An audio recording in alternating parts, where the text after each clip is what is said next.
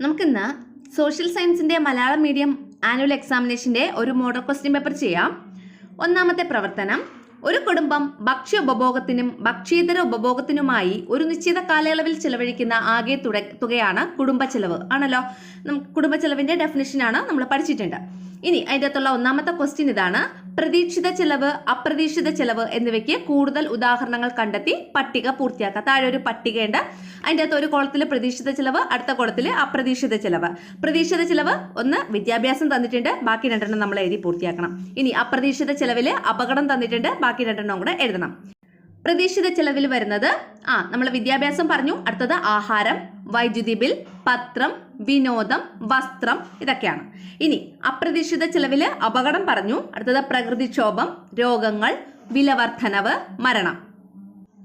ഇനി ഒന്നാമത്തെ പ്രവർത്തനത്തിലെ B question ഇതാണ്: കുടുംബ ബഡ്ജറ്റ് കൊണ്ടുള്ള നേട്ടങ്ങൾ എന്തെല്ലാം? 1. വിവിധ വരുമാന സ്രോതസ്സുകൾ തിരിച്ചറിയുന്നു. 2. വരവിനനുസരിച്ച് ചെലവ് ക്രമീകരിക്കുന്നു. 3. മിതവ്യയശീലം. 4. അധിക ചെലവുകൾ തിരിച്ചറിഞ്ഞു നിയന്ത്രിക്കാൻ സാധിക്കുന്നു. 5. സ്വാശ്രയബോധം. ഇതിലേതെങ്കിലും 3 എഴുതിയാൽ മതി, 3 മാർക്കിനാണെങ്കിൽ. ഓക്കെ ആണല്ലോ. അടുത്ത രണ്ടാമത്തെ ആക്ടിവിറ്റി, ദക്ഷിണാഫ്രിക്കൻ സ്വാതന്ത്ര്യ സമരം കൊളാഷ് നിരീക്ഷിക്കുക. താഴെ ഒരു കൊളാഷ് കൊടുത്തിട്ടുണ്ട്. അതിൽ 3 കാര്യങ്ങൾ കൊടുത്തിട്ടുണ്ട്: ഗ്രേറ്റ് ട്രക്ക്, ഒന്നാം ബൂവർ യുദ്ധം, കോളനിവൽക്കരണം. ഇതെല്ലാം ദക്ഷിണാഫ്രിക്കൻ സ്വാതന്ത്ര്യ സമരവുമായിട്ട് ബന്ധപ്പെട്ട് നടന്ന സംഭവങ്ങളാണ്. നമുക്കിത് എന്തൊക്കെയാണെന്ന് അറിയാം, നമ്മൾ പഠിച്ചു കഴിഞ്ഞു ആ യൂണിറ്റ്. അതിൽ എ ക്വസ്റ്റ്യൻ ഇതാണ്: ദക്ഷിണാഫ്രിക്കയിലെ ആദിമ നിവാസികളായിരുന്ന ജനവിഭാഗങ്ങൾ ഏതെല്ലാം? ഏതാണ് ആൻസർ? സാൻ ഖോസ. ഏതൊക്കെയാണ്? സാൻ ഖോസ. അടുത്ത രണ്ടാമത്തെ പ്രവർത്തനത്തിലെ രണ്ടാമത്തെ ക്വസ്റ്റ്യൻ, ബി ക്വസ്റ്റ്യൻ ഇതാണ്: മുകളിൽ കൊടുത്ത കൊളാഷ് നിരീക്ഷിച്ച് ഏതെങ്കിലും ഒന്നിനെ കുറിച്ച് ഒരു കുറിപ്പ് എഴുതുക. മുകളിലെ 3 കാര്യങ്ങൾ കൊടുത്തിട്ടുണ്ടായിരുന്നില്ലേ? അതിനെ നിരീക്ഷിച്ച് അതിലേതെങ്കിലും ഒന്നിനെ കുറിച്ച് ഒരു കുറിപ്പ് എഴുതാനാണ് പറഞ്ഞിട്ടുള്ളത്. അപ്പോൾ ആ കൊളാഷിൽ ഉണ്ടായിരുന്നത് 3 കാര്യങ്ങളാണ്: കോളനിവൽക്കരണം, ഗ്രേറ്റ് ട്രക്ക്, ഒന്നാം ബൂവർ യുദ്ധം. അതിലൊന്നാമത്തത് കോളനിവൽക്കരണം. എന്താണ്? ഒരു രാജ്യം മറ്റൊരു പ്രദേശത്തെയും അവിടുത്തെ ജനങ്ങളുടെയും മേൽ അധികാരം സ്ഥാപിച്ച് രാഷ്ട്രീയവും സാമൂഹ്യവും സാമ്പത്തികവും സാംസ്കാരികവുമായ നിയന്ത്രണത്തിൽ കൊണ്ടുവരുന്നതിനെയാണ് കോളനിവൽക്കരണം എന്ന് പറയുന്നത്. അടുത്തത് ഗ്രേറ്റ് ട്രക്ക്. ബ്രിട്ടൻ നടപ്പിലാക്കിയ നയങ്ങളിൽ നിന്ന് രക്ഷ നേടാൻ കേപ്പ് കോളനിയിൽ നിന്ന് ദക്ഷിണാഫ്രിക്കയുടെ പ്രദേശങ്ങളിലേക്ക് ബൂവറുകൾ നടത്തിയ പലായനമാണ് ഗ്രേറ്റ് ട്രക്ക്. ഗ്രേറ്റ് ട്രക്കിനെ തുടർന്ന് ബൂവറുകൾ Transvaal, Orange Free State, Natal എന്നിവിടങ്ങളിൽ റിപ്പബ്ലിക്കുകൾ സ്ഥാപിച്ചു. അപ്പോൾ എവിടെയൊക്കെയാണ് ഗ്രേറ്റ് ട്രക്കിനെ തുടർന്ന് ഈ ബൂവറുകൾ റിപ്പബ്ലിക്കുകൾ സ്ഥാപിച്ചത്? ഏതൊക്കെ സ്ഥലങ്ങളിലാണ്? അത് മാത്രമായിട്ട് വേണമെങ്കിൽ നമുക്ക് ഒരു ക്വസ്റ്റ്യൻ ആയിട്ട് ചോദിക്കാം. ഓക്കെ, ട്രാൻസ്വാളിൽ സ്ഥാപിച്ചു, ഓറഞ്ച് ഫ്രീ സ്റ്റേറ്റിൽ സ്ഥാപിച്ചു, പിന്നെ നേറ്റാലിലും സ്ഥാപിച്ചു. അടുത്തത് ഒന്നാം ബൂവർ യുദ്ധം. ഒന്നാം ബൂവർ യുദ്ധം നടന്ന കാലഘട്ടം 1880 മുതൽ 81 വരെ. 80-81 ആ കാലഘട്ടത്തിലാണ് നടന്നത്. എന്താണ് ഒന്നാം ബൂവർ യുദ്ധം? ദക്ഷിണാഫ്രിക്കയുടെ വിവിധ പ്രദേശങ്ങളിൽ സ്വർണ്ണ വജ്ര ഖനികൾ കണ്ടുപിടിക്കപ്പെടുന്നു. ഖനികൾ ഉൾപ്പെട്ടിരുന്ന ബൂവർ റിപ്പബ്ലിക്കുകൾ ബ്രിട്ടൻ അധീനതയിലാക്കാൻ ശ്രമിച്ചു. കൂടുതൽ പ്രദേശങ്ങളിലേക്ക് ഭരണം വ്യാപിപ്പിക്കാൻ ബ്രിട്ടൻ ശ്രമിക്കുന്നു. യുദ്ധത്തിൽ ജയിച്ച ബൂവറുകൾ ദക്ഷിണാഫ്രിക്കയിൽ റിപ്പബ്ലിക്ക് രൂപീകരിക്കുന്നു. അപ്പോൾ ഇത് ഒരു ഫുൾ ആയിട്ടില്ല, നമ്മൾ ഇതിൻ്റെയൊക്കെ നോട്ട് എഴുതിയിട്ടുണ്ട്. അപ്പോൾ അതിൻ്റെ അകത്ത് നോക്കിക്കഴിഞ്ഞാൽ ഫുള്ളായിട്ടുള്ളൊരു നോട്ട്, ഡീറ്റെയിൽഡ് ആയിട്ടുള്ളൊരു നോട്ട് ലഭിക്കും. അപ്പോൾ ഇതിൽ അതിൻ്റെ ആ പോയിന്റ്, കണ്ണിങ് പോയിന്റ്സ് മാത്രമേ തന്നിട്ടുള്ളൂ കേട്ടോ. അടുത്തത് മൂന്നാമത്തെ പ്രവർത്തനം, നമുക്ക് ചുറ്റും കാണുന്ന ഓരോ കല്ലിനും ഓരോ കഥ പറയാനുണ്ടാകും. വലിയ കല്ലുകൾ കൊണ്ട് നിർമ്മിച്ച ധാരാളം സ്മാരകങ്ങളുടെ അവശേഷിപ്പുകൾ നമ്മുടെ പൂർവികർ ഇവിടെ ഉപേക്ഷിച്ചു പോയിട്ടുണ്ട്. മഹാശിലാ കാലഘട്ടത്തിൽ ശവസംസ്കാരത്തിന് ഉപയോഗിച്ചിരുന്ന വലിയ കളിമൺ ഭരണികളാണ്. ഇവിടെ 4 ഓപ്ഷൻസ് കൊടുത്തിട്ടുണ്ട്: കൂടക്കല്ല്, മുനിയറ, നന്നങ്ങാടികൾ, തൊപ്പിക്കല്ല്. ഏതാണ്? മഹാശിലാ കാലഘട്ടത്തിൽ ശവസംസ്കാരത്തിന് ഉപയോഗിച്ചിരുന്ന വലിയ കളിമണ്ണ് കൊണ്ടുള്ള ഭരണികൾ അറിയപ്പെടുന്നത് നന്നങ്ങാടികൾ എന്നാണ്. എന്താണ്? നന്നങ്ങാടികൾ. ഇനി ബി ക്വസ്റ്റ്യൻ ഇതാണ്: ഇടയ്ക്കൽ ഗുഹ സ്ഥിതി ചെയ്യുന്ന ജില്ല ഏതാ? വയനാട്. ഏതാണ്? വയനാട് ജില്ല. അടുത്തത്, പ്രാദേശിക ചരിത്ര രചനയെ സഹായിക്കുന്ന സ്രോതസ്സുകൾ ഏതെല്ലാം? ലോക്കൽ ഹിസ്റ്ററി അല്ലെ, പ്രാദേശികമായിട്ടുള്ള ചരിത്ര രചനയെ സഹായിക്കുന്ന സ്രോതസ്സുകൾ ഏതെല്ലാമാ? നാട്ടറിവുകൾ, ആചാരാനുഷ്ഠാനങ്ങൾ, പാട്ടുകൾ, പ്രാദേശിക നിരീക്ഷണം, ഓർമ്മകൾ, സ്ഥലനാമ ചരിത്രങ്ങൾ, ആധാരങ്ങൾ, ഔദ്യോഗിക രേഖകൾ. ഇതൊക്കെയാണ് പ്രാദേശിക ചരിത്ര രചനാ സ്രോതസ്സുകൾ എന്നറിയപ്പെടുന്നത്.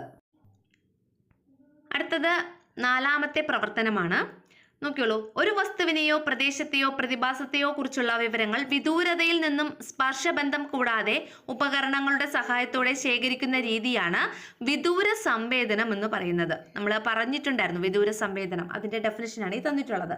ഇനി അതുമായിട്ട് ബന്ധപ്പെട്ട ക്വസ്റ്റ്യൻ എന്താണ്?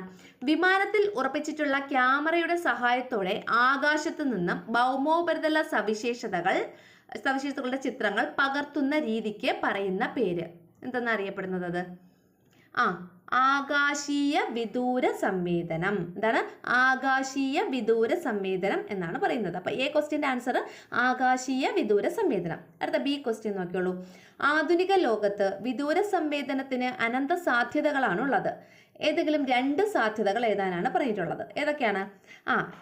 ഒന്ന് കാലാവസ്ഥാ പഠനത്തിന്, രണ്ടാമത്തത് കാർഷിക മേഖലയിലെ പഠനത്തിന്, 3 പ്രകൃതിക്ഷോഭങ്ങൾ ഉണ്ടായ പ്രദേശങ്ങളെക്കുറിച്ചുള്ള വിവരശേഖരണത്തിന്, 4 പ്രകൃതി വിഭവങ്ങളുടെ ലഭ്യത മനസ്സിലാക്കുന്നതിന്. അപ്പോൾ ഇത്രയും കാര്യങ്ങൾക്കാണ് നമുക്ക് എന്തുപയോഗിക്കാൻ പറ്റുന്നത്? റിമോട്ട് സെൻസിങ് അല്ലെങ്കിൽ വിദൂര സംവേദനം ഉപയോഗിക്കാൻ പറ്റുന്നത്. അപ്പോൾ ഇത് ഇത്ര എഴുതണമെന്നില്ല, നമ്മുടെ മാർക്ക് അനുസരിച്ച്. ഇപ്പോൾ 2 മാർക്കിനാണ് ചോദിക്കുന്നതെങ്കിൽ 2 എണ്ണം എഴുതാം, 3 മാർക്കിനാണെങ്കിൽ 3 എണ്ണം, അങ്ങനെ നമ്മുടെ മാർക്ക് അനുസരിച്ച് എഴുതാം.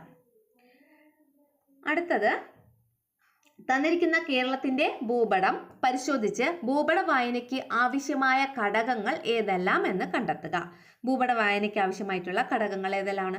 ഏതെങ്കിലും 4 എണ്ണം എഴുതാനാണ് ഇവിടെ പറഞ്ഞിട്ടുള്ളത്. അപ്പോൾ ഇതിന്റെ ഘടകങ്ങൾ ഏതെല്ലാം ഉള്ളത്? ഭൂപട വായനയ്ക്ക് ആവശ്യമായിട്ടുള്ള ഘടകങ്ങൾ നോക്കിയോളൂ. തലക്കെട്ട്, തോത്, അക്ഷാംശ രേഖകൾ, രേഖാംശ രേഖകൾ, അംഗീകൃത നിറങ്ങൾ, പിന്നെ ചിഹ്നങ്ങൾ, സൂചിക. ഇതെല്ലാമാണ് തലക്കെട്ട്, തോത്, അക്ഷാംശ രേഖകൾ, രേഖാംശ രേഖകൾ, അംഗീകൃത നിറങ്ങൾ, ചിഹ്നങ്ങൾ, സൂചിക. ഇതെല്ലാമാണ് എന്താണ് ഭൂപട വായനയ്ക്ക് ആവശ്യമായിട്ടുള്ള ഘടകങ്ങൾ. ഇതിൽ നിങ്ങൾക്ക് അറിയാവുന്ന ഏതെങ്കിലും 4 എണ്ണം എഴുതിയാൽ മതിയാകും. അടുത്ത 5ാമത്തെ നോക്കിയോളൂ. 5ാമത്തെ പ്രവർത്തനം.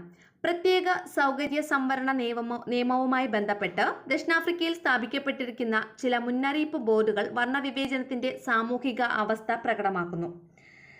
ഇനി 1ാമത്തെ ക്വസ്റ്റ്യൻ. ഇത് നമ്മുടെ വിവേചനത്തിനെതിരെ എന്ന് പറഞ്ഞ യൂണിറ്റിൽ നിന്നുള്ള പോർഷനാണ്. അപ്പോൾ അതിൽ 1ാമത്തെ ക്വസ്റ്റ്യൻ, ഇത് നമ്മൾ പഠിച്ച ടെക്സ്റ്റിലുള്ള അതേ സെന്റൻസ് ഇവിടെ കൊടുത്തിരിക്കുന്നതാണ്. എ ക്വസ്റ്റ്യൻ എന്താണ്? എന്താണ് വർണ്ണവിവേചനം? വർണ്ണവിവേചനം എന്നാൽ എന്ത്? കറുത്ത വർഗ്ഗക്കാർക്കെതിരെ വംശീയമായും സാമ്പത്തികമായും ഏർപ്പെടുത്തിയ വേർതിരിക്കലിന്റെ സാമൂഹ്യ ക്രമമാണ് വർണ്ണവിവേചനം. അല്ലെങ്കിൽ ഇതിനെ അപ്പാർത്തീഡ് എന്നും ചോദിക്കാം കേട്ടോ. മലയാളത്തിൽ എഴുതി അപ്പാർത്തീഡ് എന്താണെന്നും ചോദിക്കാം. അടുത്ത ബി ക്വസ്റ്റ്യൻ. ദക്ഷിണാഫ്രിക്കയിൽ നടപ്പാക്കിയിരിക്കുന്ന നിയമങ്ങളുടെ അടിസ്ഥാനത്തിൽ കറുത്ത വർഗ്ഗക്കാർ അഭിമുഖീകരിക്കേണ്ടി വന്ന ജീവിത അവസ്ഥയെക്കുറിച്ച് കുറിപ്പ് തയ്യാറാക്കുക. അപ്പം നമുക്ക് ഇവിടെ എഴുതാനുള്ളത് പാസ് നിയമങ്ങൾ, ഗ്രൂപ്പ് ഏരിയ നിയമങ്ങൾ, ജനസംഖ്യാ രജിസ്ട്രേഷൻ നിയമങ്ങൾ, ബൻഡു അധികാര നിയമങ്ങൾ, പ്രത്യേക സൗകര്യ സംവരണ നിയമങ്ങൾ, ബൻഡു വിദ്യാഭ്യാസ നിയമങ്ങൾ എന്നിവ കൊണ്ട് ആഫ്രിക്കൻ ജനത അനുഭവിച്ച ബുദ്ധിമുട്ടുകൾ എഴുതിയിരിക്കണം. നമ്മുടെ ടെക്സ്റ്റിൽ ഒരു ബോക്സിൽ ഈ ഓരോ നിയമങ്ങളും എഴുതിയിട്ടുണ്ട്. അതിൻ്റെ ഇപ്പുറത്ത് ആ നിയമങ്ങൾ മൂലം ഈ കറുത്ത വർഗ്ഗക്കാർ അനുഭവിക്കേണ്ടി വരുന്ന പ്രശ്നങ്ങൾ എന്തൊക്കെയാണ് അതിനെക്കുറിച്ച് എഴുതിയിട്ടുണ്ട്. അപ്പോൾ ആ ബോക്സ് നോക്കിയിട്ട് ഈ എല്ലാ നിയമങ്ങളെക്കുറിച്ചല്ല, അതിലൊരു 3-4 നിയമങ്ങളെക്കുറിച്ച് ജസ്റ്റ് ഒന്ന് പഠിച്ച് അതിനെക്കുറിച്ച് എഴുതാം കേട്ടോ. അത്രയാണ് ഇവിടെ ഉദ്ദേശിക്കുന്നത്. അടുത്തത് പ്രവർത്തനം 6. ചരിത്രത്തെക്കുറിച്ച് നമുക്ക് വിവരം നൽകുന്ന എന്തിനേയും ചരിത്ര രചനാ സ്രോതസ്സുകൾ എന്ന് വിളിക്കാം. പ്രധാന പുരാവസ്തുശാസ്ത്രപരമായ സ്രോതസ്സുകൾ ഏതെല്ലാം? പദസൂര്യൻ പൂർത്തിയാക്കുക. പുരാവസ്തു ശാസ്ത്രപരമായ സ്രോതസ്സുകൾ, ഗുഹകൾ ഇവിടെ തന്നിട്ടുണ്ട്, പുരാലിഖിതങ്ങൾ തന്നിട്ടുണ്ട്. ഇനി ബാക്കിയുള്ളതും കൂടെ എഴുതി നമ്മൾ ഈ ഒരു പദസൂര്യൻ പൂർത്തിയാക്കണം. കൊട്ടാരങ്ങൾ, ശിലാസ്മാരകങ്ങൾ, നാണയങ്ങൾ. അപ്പോൾ ഗുഹകൾ, പുരാലിഖിതങ്ങൾ, പിന്നെ കൊട്ടാരങ്ങൾ, ശിലാസ്മാരകങ്ങൾ, നാണയങ്ങൾ, ഇതെല്ലാമാണ് പുരാവസ്തു ശാസ്ത്രപരമായിട്ടുള്ള സ്രോതസ്സുകളിൽ ഉൾപ്പെടുന്നത്. അടുത്ത ക്വസ്റ്റ്യൻ. കേരളത്തെക്കുറിച്ച് പരാമർശിച്ചിട്ടുള്ള ചില വിനോദസഞ്ചാരികളുടെ പേരുകളാണ് കൊടുത്തിരിക്കുന്നത്. ഈ ഒരു പട്ടിക പൂർത്തിയാക്കണം. 4 ആൾക്കാരുടെ പേര് കൊടുത്തിട്ടുണ്ട്. അവരുടെ രാജ്യം ഏതാണെന്ന് നമ്മൾ എഴുതണം. Marco Polo Venice, Megasthenes Greece, Ibn Battuta Morocco, Abdul Razzaq Persia. അടുത്ത 6ാമത്തെ പ്രവർത്തനത്തിലെ സി ക്വസ്റ്റ്യൻ. ഒരു പ്രധാന ചരിത്ര സ്രോതസ്സാണ് നാണയങ്ങൾ. നാണയങ്ങളിൽ നിന്ന് നമുക്ക് എന്തെല്ലാം വിവരങ്ങളാണ് ലഭിക്കുന്നത്? നാണയം നിർമ്മിക്കപ്പെട്ട കാലഘട്ടം, നാണയം പുറത്തിറക്കിയ ഭരണാധികാരികൾ, നാണയം നിർമ്മിക്കാൻ ഉപയോഗിച്ച ലോഹം. 7ാമത്തെ പ്രവർത്തനം. ഉത്ഭവ സമയത്ത് ചുട്ടുപഴുത്ത അവസ്ഥയിലായിരുന്ന ഭൂമി കോടാനുകോടി വർഷങ്ങൾ കൊണ്ട് സാവധാനം തണുത്തു. ഈ പ്രക്രിയയിലൂടെ ഭൂമിയുടെ ഉള്ളിലുണ്ടായിരുന്ന വാതകങ്ങൾ പുറത്തേക്ക് വന്നു. ക്രമേണ ഭൂമിക്ക് ചുറ്റും നിരവധി വാതകങ്ങളുള്ള വായുവിന്റെ ഒരു ആവരണമുണ്ടായി. ഭൂമിയെ ആവരണം ചെയ്യുന്ന ഈ വാതക പുതപ്പാണ് അന്തരീക്ഷം. ഇനി ക്വസ്റ്റ്യൻ ഒന്നാമത്തത്, എന്തെല്ലാം പ്രവർത്തനങ്ങളാണ് അന്തരീക്ഷ മലിനീകരണത്തിന് കാരണമാകുന്നത്? 1. വാഹനങ്ങളുടെ അമിത ഉപയോഗം, പ്ലാസ്റ്റിക്കുകളുടെ അമിത ഉപയോഗം, പ്ലാസ്റ്റിക് മാലിന്യങ്ങൾ കത്തിക്കൽ, വ്യവസായശാലകളിലെ പുക, വനനശീകരണം. അപ്പൊ ഇതിൽ ഇത്രയും തന്നിട്ടുണ്ട്, ഏതെങ്കിലും 4 എഴുതിയാൽ മതിയാകും. ബി ക്വസ്റ്റ്യൻ ഇതാണ്, അന്തരീക്ഷ മലിനീകരണം തടയുന്നതിനായി നമുക്ക് എന്തെല്ലാം ചെയ്യാനാകും? പൊതുവാഹനങ്ങൾ ഉപയോഗിക്കൽ, കാൽനട യാത്ര, വൈദ്യുതി ഉപയോഗം നിയന്ത്രിക്കൽ, മാലിന്യങ്ങൾ കത്തിക്കാതിരിക്കൽ, സൈക്കിൾ ഉപയോഗം വർദ്ധിപ്പിക്കൽ, മരങ്ങൾ വച്ചുപിടിപ്പിക്കൽ. ഇതൊക്കെയാണ് അന്തരീക്ഷ മലിനീകരണം തടയുന്നതിനായി നമുക്ക് ചെയ്യാനാകുന്നത്. സി ക്വസ്റ്റ്യൻ ഇതാണ്, ഏത് ദിനമാണ് ലോക ഓസോൺ ദിനമായി നാം ആചരിക്കുന്നത്? സെപ്റ്റംബർ 16 ലോക ഓസോൺ ദിനമായിട്ട് നാം ആചരിക്കുന്നത്. അടുത്ത പ്രവർത്തനം 8. ലോകത്തെ ഏറ്റവും വലിയ എഴുതപ്പെട്ട ഭരണഘടനയാണ് ഇന്ത്യയുടേത്. ഭരണഘടന അംഗീകരിച്ച് ഒപ്പുവെച്ചത് 1949 നവംബർ 26 നമ്മുടെ ഭരണഘടനയിൽ 22 ഭാഗങ്ങളും 395 അനുച്ഛേദങ്ങളും 8 പട്ടികകളും ഉണ്ടായിരുന്നു. എ ക്വസ്റ്റ്യൻ ഇതാണ്, ഇന്ത്യൻ ഭരണഘടന നിലവിൽ വന്നത് എന്ന്? 1980 ജനുവരി 26 ഇന്ത്യൻ ഭരണഘടന നിലവിൽ വന്നത്. ബി ക്വസ്റ്റ്യൻ, ഇന്ത്യൻ ഭരണഘടനയുടെ ഡ്രാഫ്റ്റിംഗ് കമ്മിറ്റി ചെയർമാൻ ആരായിരുന്നു? ഡോക്ടർ BR അംബേദ്കർ ആണ് ഇന്ത്യൻ ഭരണഘടനയുടെ ഡ്രാഫ്റ്റിംഗ് കമ്മിറ്റി ചെയർമാൻ. നമ്മുടെ ഭരണഘടനയുടെ 3 സവിശേഷതകൾ എഴുതുക. പാർലമെന്ററി ജനാധിപത്യ ഭരണം, ജനങ്ങളുടെ പരമാധികാരം, മൗലികാവകാശങ്ങൾ, മൗലിക കടമകൾ, നിയമവാഴ്ച, ഫെഡറലിസം, ഏക പൗരത്വം. ഇതെല്ലാമാണ് നമ്മുടെ ഭരണഘടനയുടെ സവിശേഷതകൾ.